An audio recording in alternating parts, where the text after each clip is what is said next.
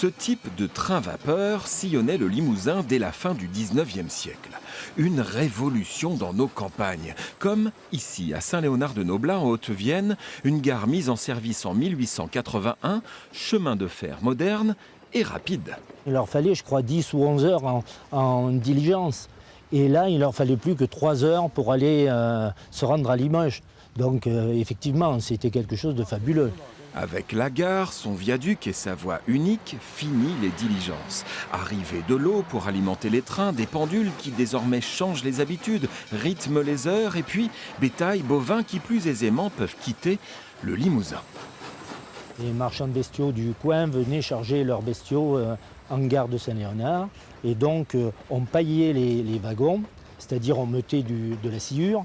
Et des trains spéciaux les amenaient jusqu'à Modane, Lyon et vers l'Italie.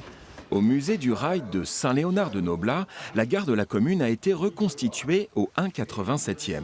Elle est le symbole du formidable essor économique apporté par le chemin de fer.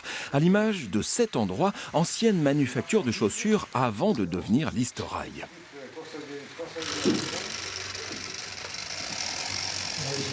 La manufacture de chaussures a été créée grâce à l'arrivée du chemin de fer.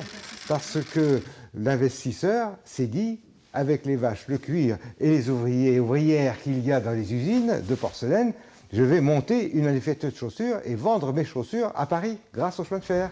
Pendant quelques années, la gare de Saint-Léonard a également abrité de glorieux vestiges, aujourd'hui dans une grange.